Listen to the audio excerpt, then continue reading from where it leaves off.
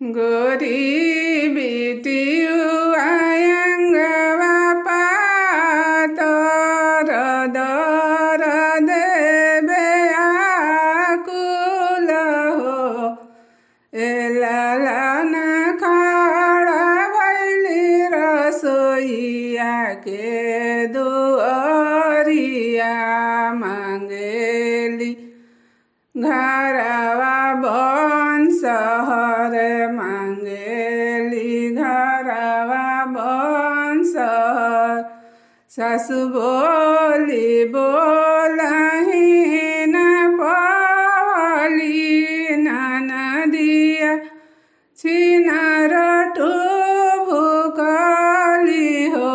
ए भाभी किया तोहर बाबा के उठावल घरवा भैया के छावावल घरवा भैया के छावावल घरवा ए भाभी के करा दिमागे बोलिया बोलेलू मांगेलू घरवा बंसहर मांगेलू घरवा बंसहर नहीं मोरा बाबा के उठावल घरवा भैया के छावावल घरवा हो ए ननद प्रभु जी के दिमाग बोलिया बोलिला मंगीला घरवा बंसहर मंगीला घरवा बंसहर घर राति बीतले पहर राति अवरु पछिली राति हो लालना भौजी के भैले नंदला ला कंगनवा हम बधैया लेबो कंगनवा हम बधैया लेबो मन पार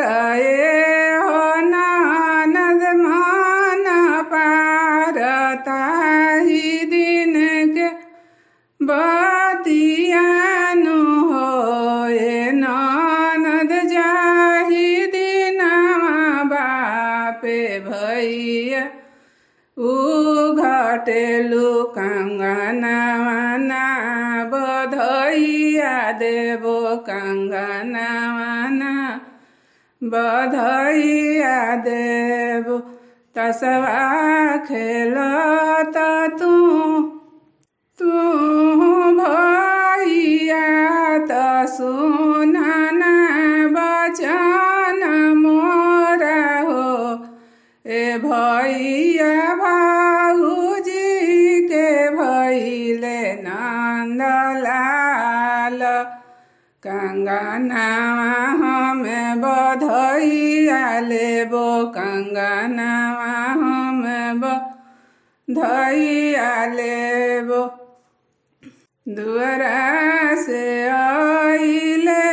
कमान बाबू धनिया से अरज करस ए धनिया देहि दाना हाथ के कंगनवा बहिनिया अपना घरे जइहे बहिनिया अपना घरे जइहे झमकी के कढ़ली भौजी कंगनवा अंगनवा बिगी दिहलीनु हो ए ननद लेइला ना हमरो कंगनवा सवतिया बनी के रही सवतिया बनी के रही सवतिया बनी के रही